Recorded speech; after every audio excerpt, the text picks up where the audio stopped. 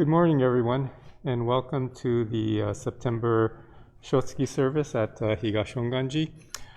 You know, I mention this every time I'm up here, but it's hard to believe now that this is our 6th Shotsuki service. I believe that we're streaming virtually, and you know, as much as we're happy that you're able to join us virtually, I would much prefer that all of you are here together here, with us. You know, as we've talked about before, you know, the temple board and the temple committee is looking at how we can open the temple up safely again. But for now, we will be streaming services virtually. You know, Shotsuki services, for me anyways, are always a time to reflect on, in my case, you know, family members who've passed, and September is my father's Shotsuki. And it's hard to believe that it's been 35 years since he passed away. You know, so for me, he's been gone longer than I was with him. So it's still kind of hard for me to grasp that. But at the same time, you know, I remember so many things that he shared with me, and that, you know, to some extent, as corny as it sounds, you know, you learn from your parents and you learn from those who are close to you. And a lot of the things that he shared with me and with others, you know, are still with me. Granted, I don't always practice everything that he shared with me, but I still remember so much of what he did share with me. Anyways, what I'd like to do is ask Reverend Fujii to read the Shotsuki list, and here he is.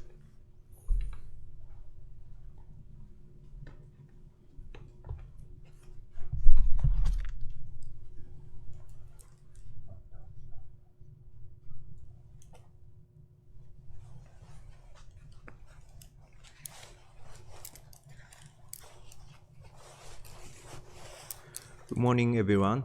I'm going to read the Shotsuki list.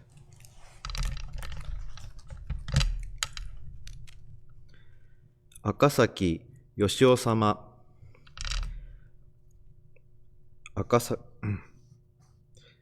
Doi Chiyoko-sama, Fukuda Yae-sama,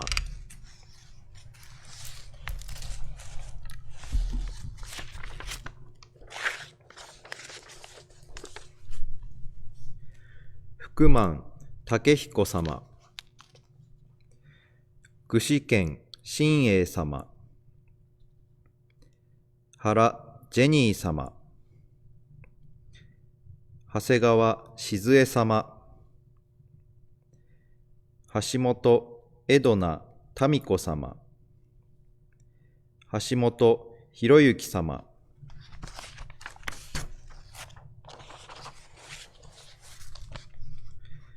Hazeyama Mary Nobuko-sama. This is 7-year memorial. Higa Roy Yasuo-sama, Hiroshima Tokuji-sama, Imamura Hiroko-sama,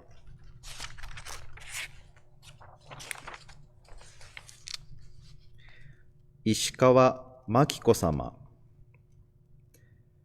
Ito Horyu-sama,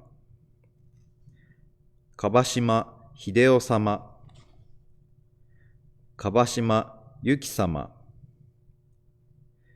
Kadonaga Shoichi-sama.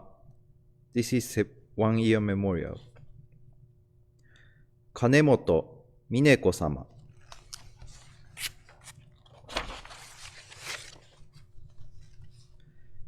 Katayama Kimiko-sama, Kikuchi Nanshi Hatsumi-sama, Kimoto Toyosuke-sama, Kitahata Okimi-sama,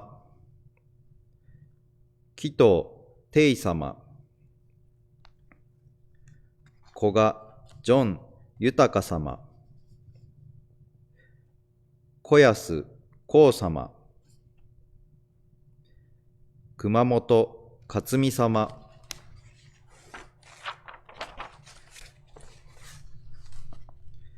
Kurachi KaールHikaru-sama, Kuriyama Sari Ryo-sama, 前園勇様、牧山ジョージ様、松井典子様、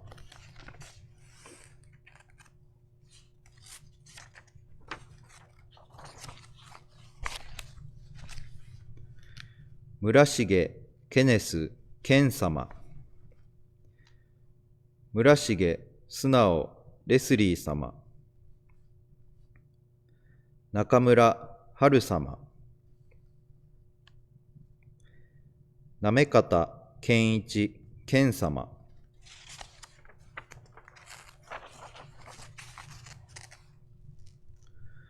野村八蔵様、尾形照樹様、小串二三郎様、岡村ジェームス和恵様、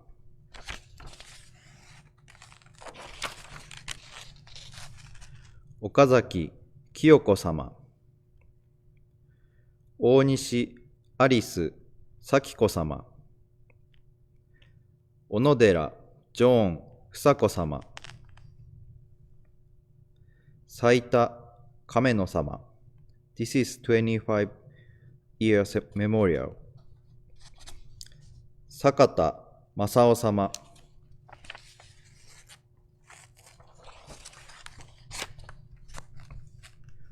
新保徳太郎様。鶴木清美様。田中ジョージ様。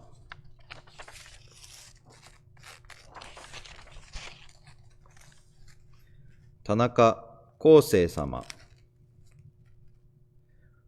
鶴田俊明様。This is 7-year memorial. 渡辺クレイク様。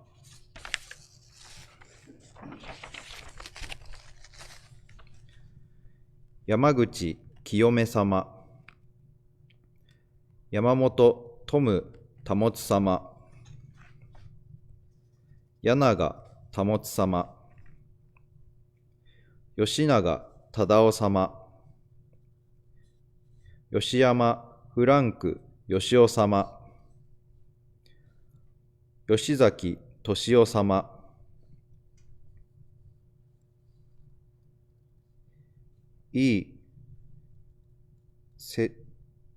セバスチャンジャケナリ様。This is all for the September Shotsuki list. And if there is a mistake or name that I missed, please let Temple staff know. Thank you.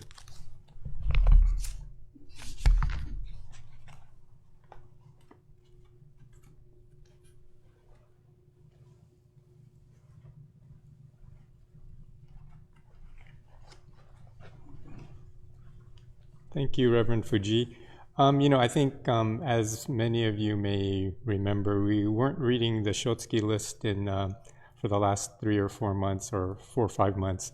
We did decide to read the Shotsuki list for September, and if we will probably continue to do that in October. And moving forward. So we're trying to find the best way to make this work. So just sort of please bear with us as we sort of adjust as we go. So next we are going to have the Vandana Tisarana and the 3 treasures. So I think most of you have a lot of those materials now. So if you can rise with all of us, and it's the Vandana Tisarana and the 3 treasures.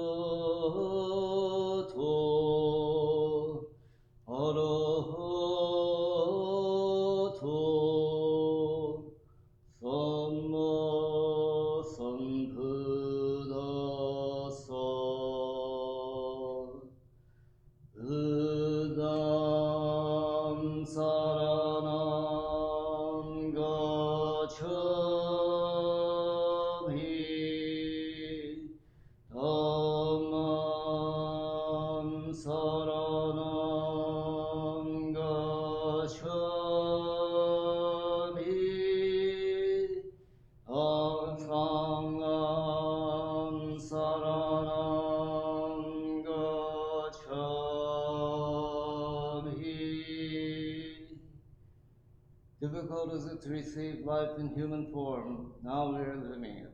Difficult is it to hear the Buddha Dharma, now we hear it. If we do not receive awakening in the present life, then in what life can we hope to receive it? Let us reverently take refuge in the three treasures of the truth. I take refuge in the Buddha. May we, together as one, begin on the great path of enlightenment, holding in our hearts the supreme aspiration. I take refuge in the Dharma. May we, together as one, enter the storehouse of the Dharma and attain true wisdom as deep as the ocean. I take refuge in the Sangha. May we, together as one, uniting in harmony, strive to live for the enlightenment of all beings. The incomparable, deep, and profound Dharma is difficult to encounter even through countless ages of kalpas. Now we are privileged to hear and receive it.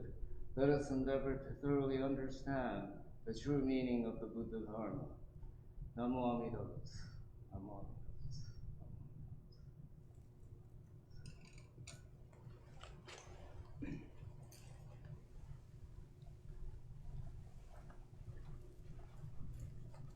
So now we will have sutra chanting. I think again you have those materials with you. I hope it'll be the Shoshinge.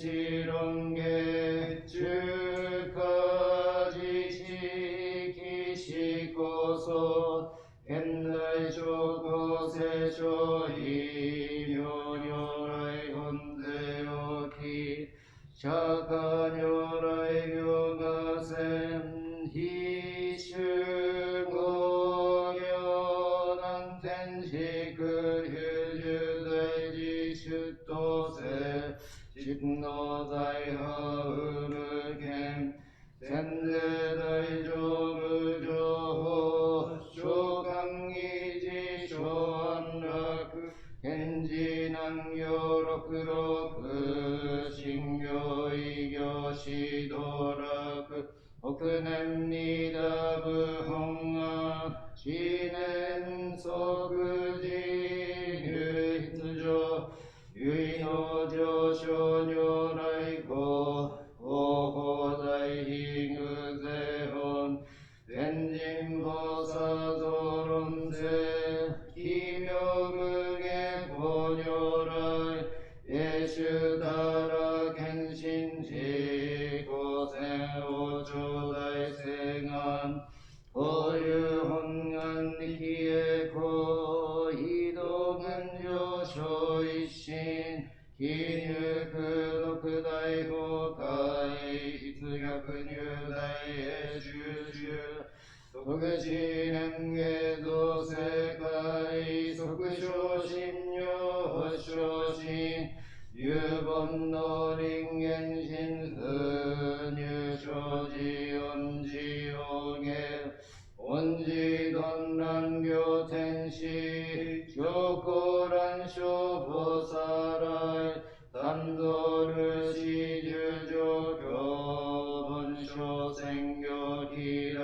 法天神菩薩論中下報道因果見世願法言公有他力少女心類新人漠然本部新人法承知生じ即年半一子無量光明道小修上回復家同社結晶道南省唯名浄土活入安全時期変願終円満独語感染症三風三神経音願増魔法へ道品一生増悪地偶税思案了解証明化天道独名仏生非法愛上三様逆悪法名名語権因年海入本願大地会行者少女今後心狂気一年相互教理大東逆三人即称小子上楽献身公開一大教返帰安女官一切先祖終身反戦人法家二道小弁流国十悪人唯勝負化薬剤非摂取中煩悩証言水不変大非無限上昇が本次元空明仏教天人専幕本部に新宗教書後編集戦略本願具不正現来生寺林伝下決議上位上司即入弱上無意白一新人非納入不教大事修士と詳細無変国辱悪同族自主無道心唯化心死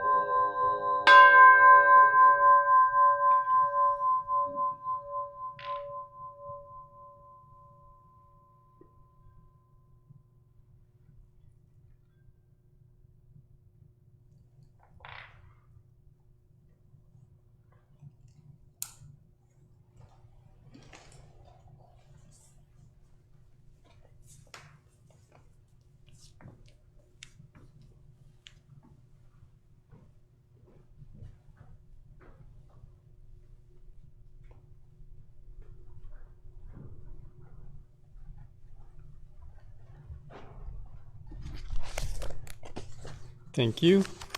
Okay, now we're going to have a children's Dharma talk. So we're going to have Kathy Ikeda, who all of you know, and so please enjoy this children's Dharma talk. just specially made just for you.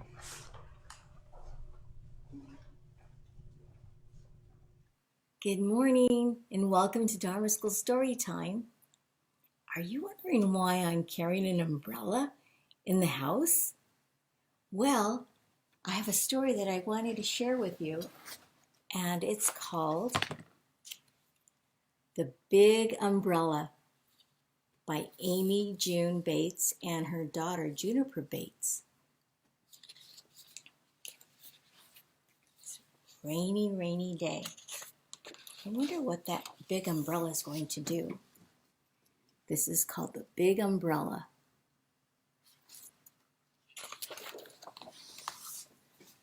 By the front door, there's the front door. Do you see the umbrella? Looks like it's sleeping.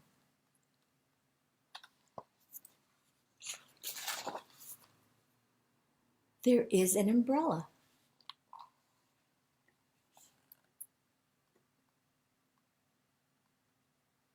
Woke up.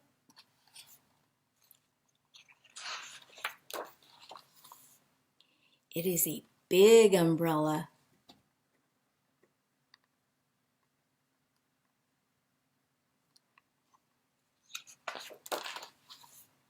It is a big, friendly umbrella. It looks very friendly with that big smile.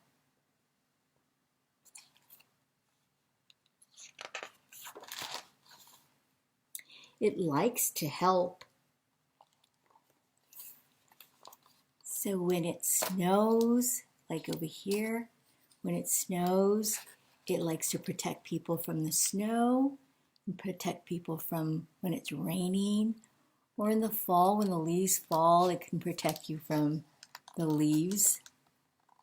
And in the sunshine, when the sun is hot, it can give you a little bit of shade. This umbrella can do many things. It likes to spread its arms wide. So does the little person in there.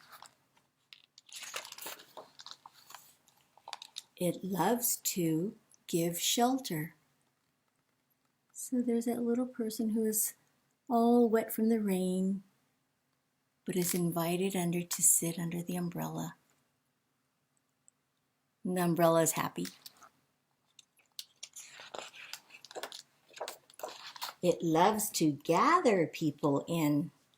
So not just the two of them, but now there's four. There's the basketball player, the yellow jacket girl, and the blue sweatshirt boy, and a ballerina. It doesn't matter if you are tall. Oh my gosh, do you think this will be able to fit under the umbrella? Let's see. Oh, it fit. Or if you're hairy, will there still be room under the umbrella? Or plaid. She's wearing plaid. See all those little squares? And she's got a plaid purse. And plaid rain. The rain is plaid too. Oh, look at all of them under the umbrella.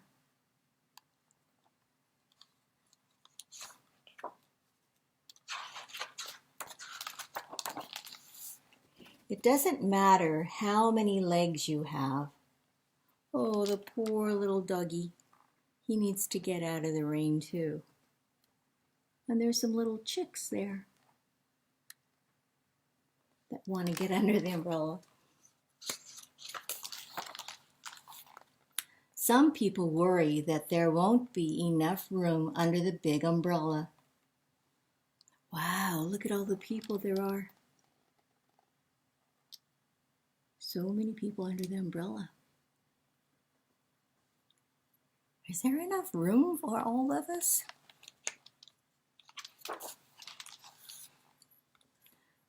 But the amazing thing is, there is. Wow, look at all these people. There's a roller skater and an older lady here and somebody in a wheelchair. And there's that basketball person and the yellow jacket girl. And there's the dog and the ballerina still dancing.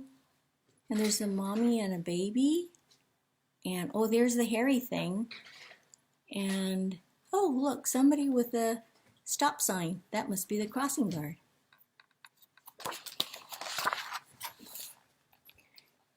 Oh, and it's starting, the sun is starting to come out.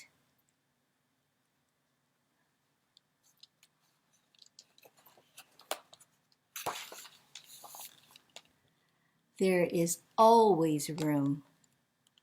So now all the people can go out about doing their things who were under the umbrella before. And there's the crossing guard, and there's the hairy thing back there, and the ballerina. All of these people were under the umbrella. Huh.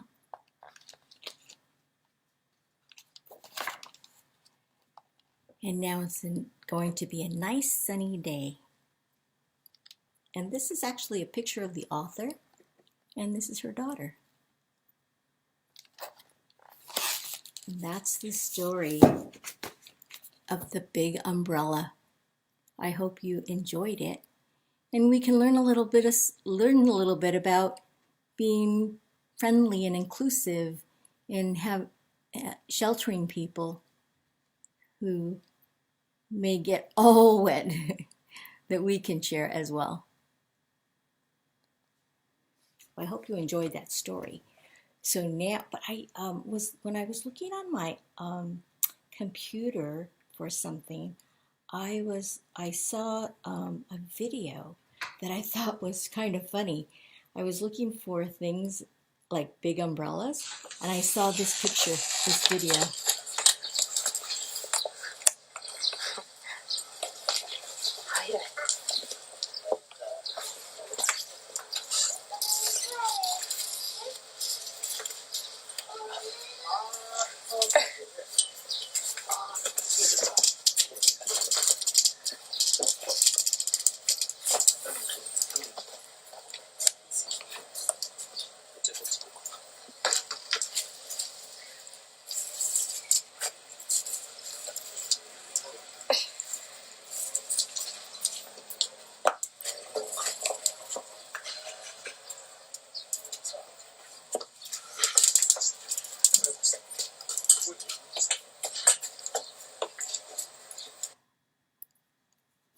I thought that was so funny.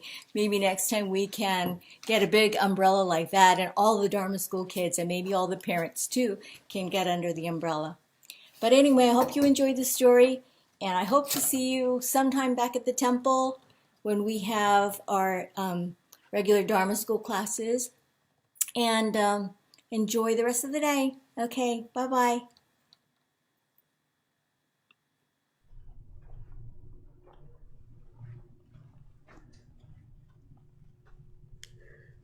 Great, thank you, Kathy. That was a wonderful story, and yeah, I'm looking forward to the day when we can bring a big red umbrella here, and we can all try to get under there. So thank you very much for sharing that story with all of us.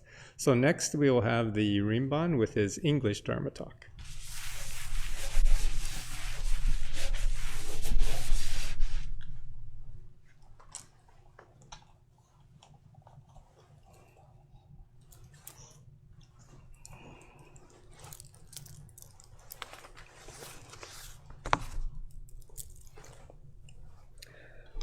Well, good morning, everyone, and also I would also like to thank Mrs. Kathy Keda for what looked like a wonderful Dharma talk for the children, although I couldn't hear it, but I could see a little bit of the screen on Jason's computer. At any rate, I'd like to, well, good morning, and thank you for joining us for our September Shotsuki Memorial Service.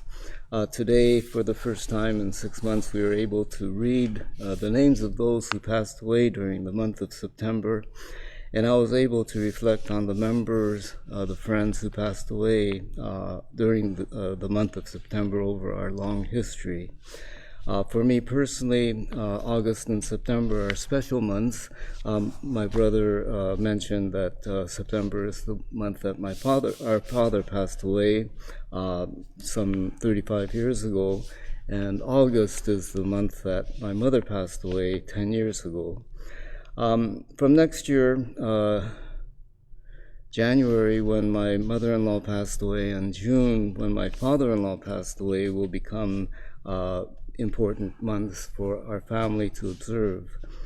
2 days ago, we observed the 19th anniversary of 9/11, the tragedy that claimed the lives of almost 3,000 people and injured over 6,000 people, basically in the East Coast. And this year, with the coronavirus pandemic, the demonstrations of so many people advocating for racial equality, and then recently the huge fires in both Southern and Northern California, as well as in Oregon and Washington, have been the big, the kind of the big news that we have been kind of living through. And just after we finished the chanting, I was sneezing a little bit, and I told my brother that maybe I caught a cold. And then he said it could be the smoke. And that's really true, because although early on when the fires first started, we didn't get much smoke in our neighborhood, but over the last 3 or 4 days, it's been really like orange sky, and and then this morning when I woke up to get in my car, the car was completely covered with soot, and so I could see that, I guess it's the Bobcat fire that's not just above Monrovia and Azusa, that's the big one right now, and is producing all of the smoke. We had been concerned with Reverend Fred Brennian, who lives in Yucaipa, and his house was not too far away from the fire over there, but fortunately they haven't had to evacuate, and they're not in any danger at this point.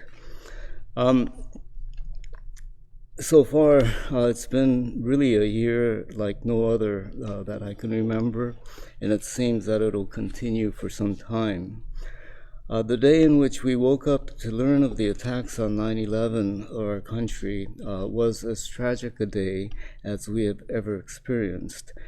And lately, Reverend Jim Fredericks, who many of you know as the Catholic priest and retired professor of religion at Loyola Marymount University, has been a good friend of mine for probably over 30 years now, and he's been a good friend of our temple. He's come to speak here at least a couple of occasions. And lately, we've been meeting with him on Zoom, basically once a month. And so he's been sharing, we've been exchanging the talks that we share with our members. He at a church in Sonoma, where he grew up and retired to, and I here at Higashi Honganji. Actually, he sends me all of his, and I've only shared a few of mine, but most recently he sent me his talk that he's actually delivering this morning. And he decided that he would share again the talk that he gave 19 years ago, a week or two after 9/11. And they always begin, in the Catholic, I guess the Christian tradition, the Dharma talks are called homilies. And he would always begin, or they would always begin with sharing readings from the Bible. So on that occasion, he shared an episode between Peter and Jesus. And Peter approaches Jesus and asks him, "Lord, if my brother sins against me, how often must I forgive?" And then he goes, "As many as 7 times?" And then Jesus answered, "I say to you, not 7 times, but 77 times. It goes on, but these kinds of stories are meant to teach us how to live our lives. And this particular passage teaches us that what is important is that we do not hold grudges, and that we be able to forgive others when we face some kind of adversity caused by another. Father Jim was in Los Angeles 19 years ago and still teaching at Loyola Marymount University. And often on Sundays, he would come to Marino, which is just down the street, St. Xavier Francis Church, to deliver sermons on Sunday mornings. And because Jim can speak Japanese, and oftentimes the ministers there or the priests there can't, that he's very, popular there. So on that day, he pointed out some of the older Niseis and talked about their experience of being incarcerated during World War II. He said to them, no one knows better than you do what America can do when it is frightened. You may remember that days after the 9/11 attack, there was talk of retribution, of going to war with Al-Qaeda. And Jim, Reverend Jim, he shared with us, in that homily that he delivered, he had gotten to be friends with an auto mechanic named Christofi. And Christofi is from Egypt originally. And he's actually what they call a Coptic Christian, so one of the Christian organizations that have been around for a long time in the Middle East. But then, Christofi, even though he's a Christian, he looks like an Arab. He looks Muslim. And so right after the 9/11 attack, Jim was concerned about his friend Christofi, and so he goes to see him at the car repair shop. And so Christofi first, he says, Reverend Jim, there's something wrong with your car. And he says, oh no, I just came to make sure. I came over to see you and to make sure that you're doing okay. And so then he said that he's okay, but then his child, who is in school, has been taunted by some of the classmates, saying that he's an enemy or that he's a Muslim and things like that. And so on that day, he said to the congregants, Jesus said we must forgive not only 7 times, but 77 times. And then he said, it's time to stop talking about our faith. The time has come to do the gospel, to live the gospel. And we say the same thing in Buddhism. We say that it's not enough simply to study and to digest the Buddha Dharma, but that what is important is that we live the Dharma in our everyday lives. Do Buddhism, do Namo Amida Butsu. 19 years ago, I said in my message that we both individually and collectively as a nation must ask ourselves that question that was asked by a young boy to his mother, why do they hate us so much? Because it stands to reason that we're not hated for no reason. Most likely there are many reasons, some valid and others not.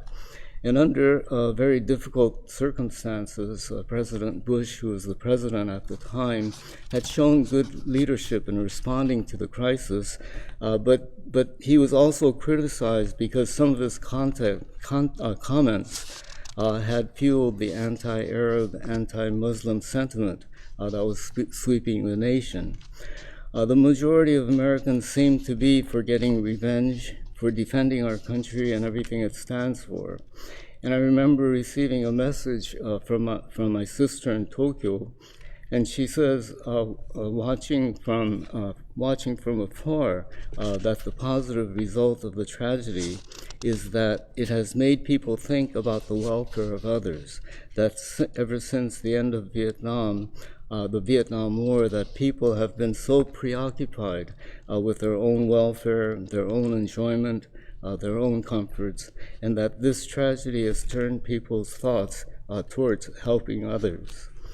The problem, I think, and I think it's understandable, is that we are encouraged to think about ourselves as Americans. And as I said, and as I had said before, I have to be grateful for everything that I've received as a citizen of these United States. But at times like this, we have to go beyond that. We're encouraged by Buddhism to think of ourselves as human beings first, as citizens of planet Earth, before we identify ourselves as citizens of the United States. What is happening in our country today is that even though we share our identities as Americans, we are as divided as if we were from different countries. What Buddhism encourages in us is that we think about our reaction and about how we identify ourselves. I heard a teacher once, I guess it was in an article, and he asked the question, what does Buddhism produce? And his answer was, Buddhism is there to produce human beings. The implication is that we are all lacking in our humanity, that which is supposed to distinguish us from other forms of life. Buddhism, therefore, is not there to produce Japanese or Americans or even Buddhists, but that the goal of Buddhism is to produce human beings.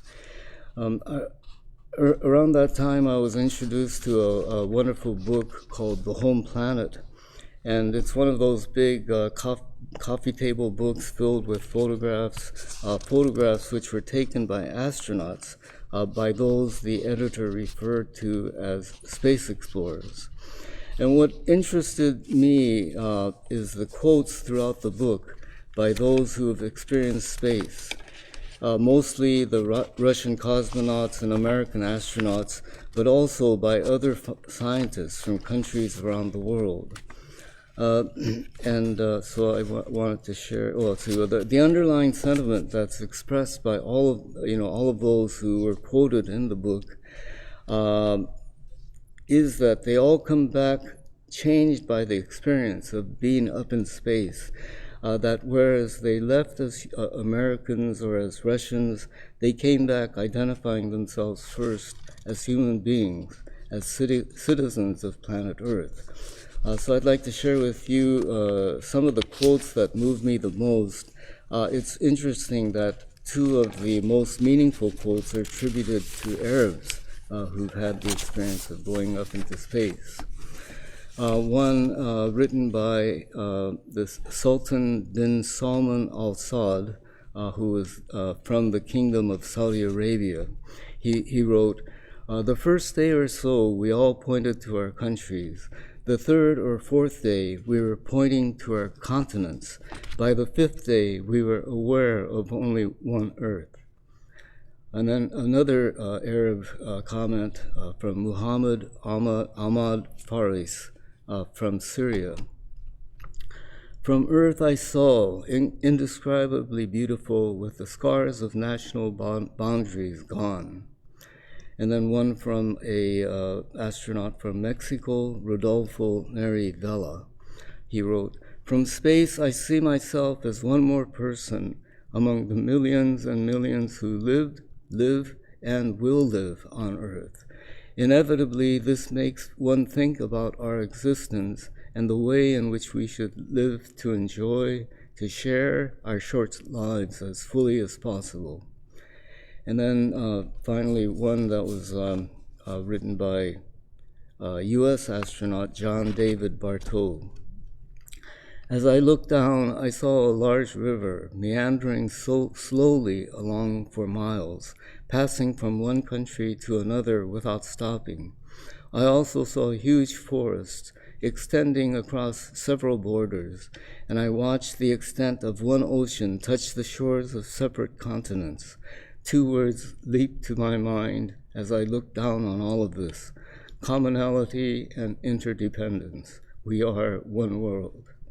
So, it was interesting that he used the word interdependence, which is a word that we often use, in our Buddhist discussions.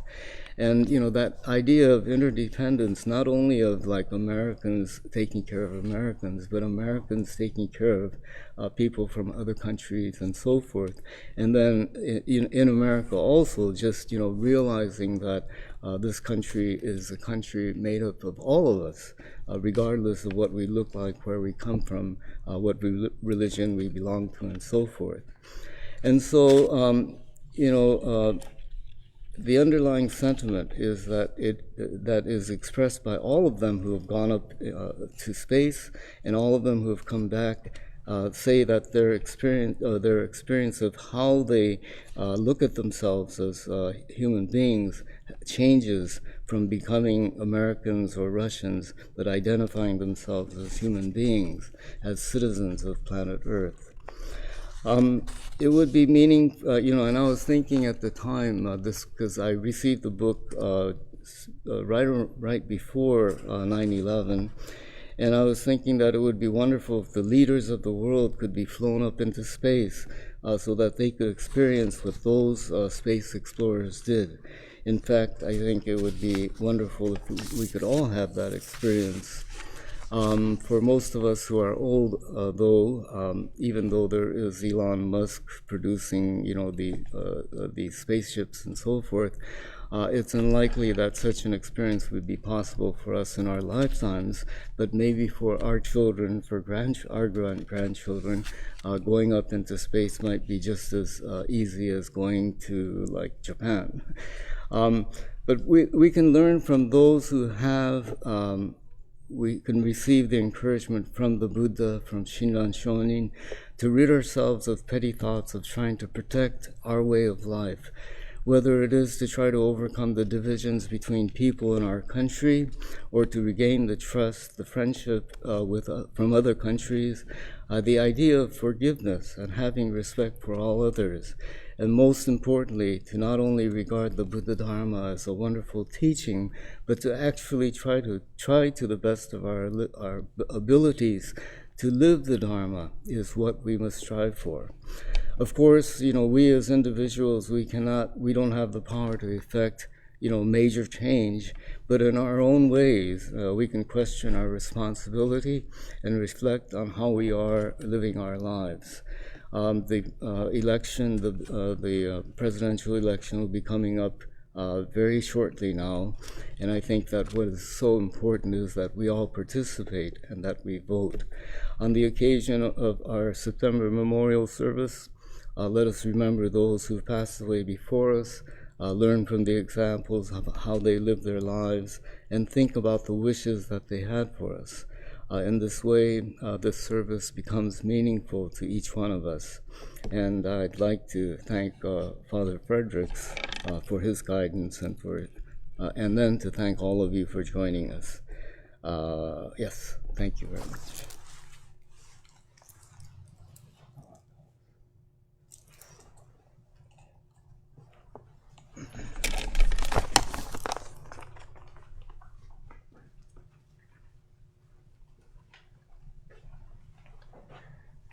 Thank you, Rinban. Now we will have the Japanese Dharma talk, Reverend Fujii.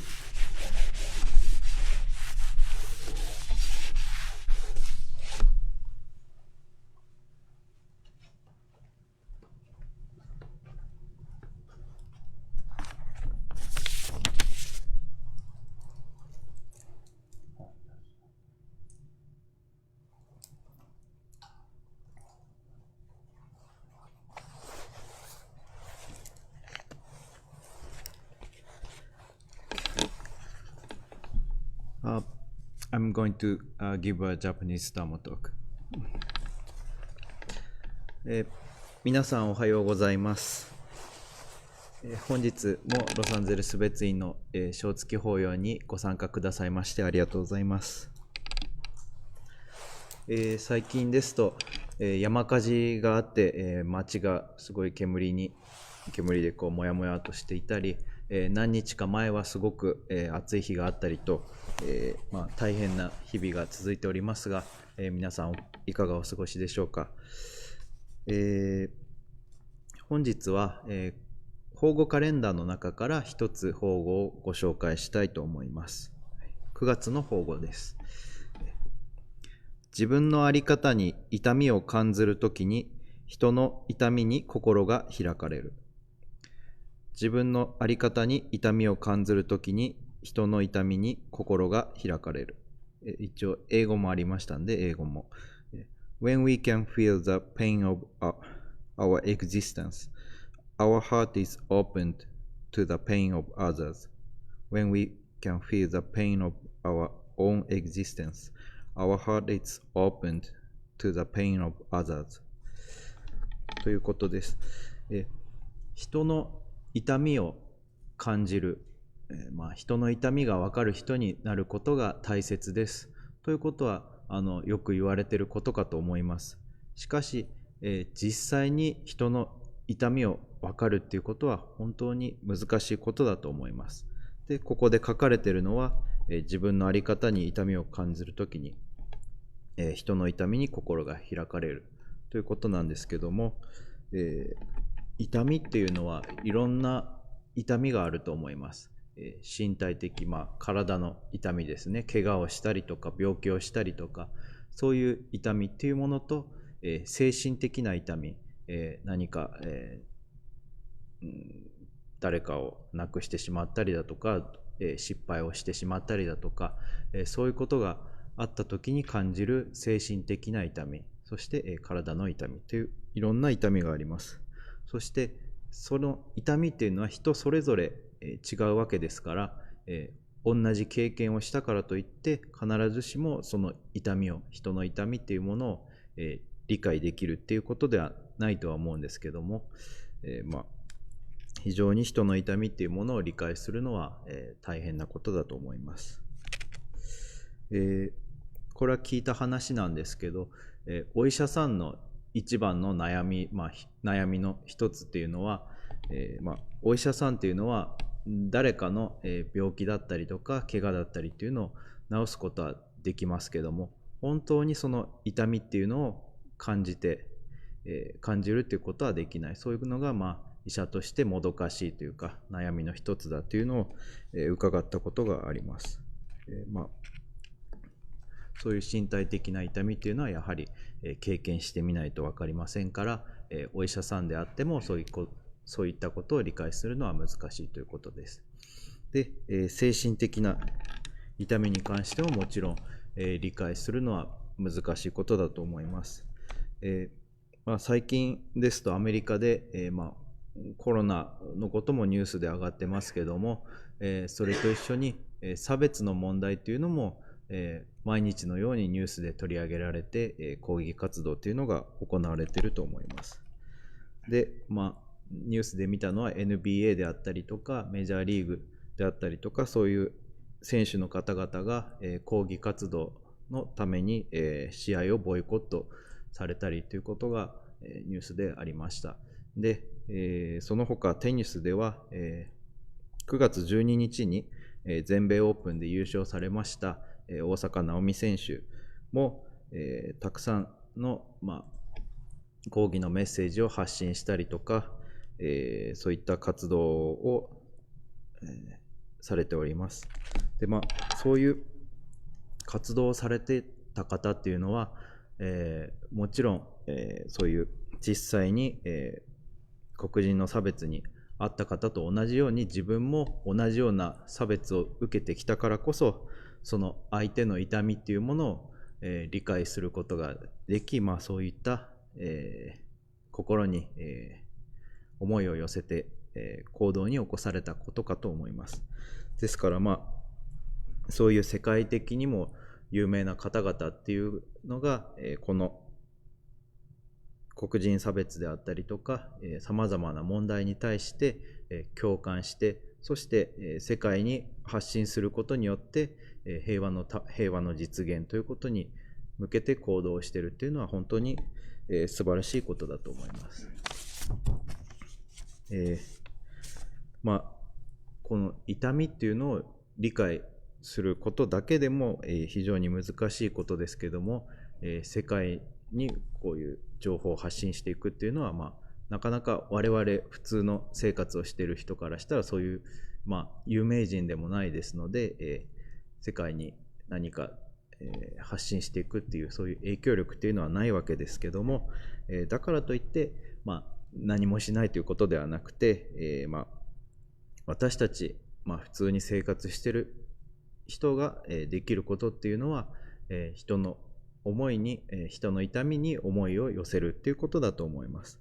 そして、傷ついている人であったり悩んでいる人、そういう苦しみを持っている人のことを考えて、そのことを忘れないでいることによって私たちの行動であったりとか、習慣というものが、少しずつ変わっていくんではないでしょうか。差別だけではなくて、人の痛みっていうのはいろいろございますけども、私たちができることっていうのは自分の身近な人の中に苦しんでいる人がいるとき、そういうときに何ができるのかっていうのを考えて行動することかと思います。これで本日の法話を終わりたいと思います。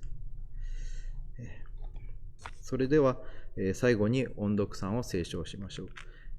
Now we are going to sing 音読さん。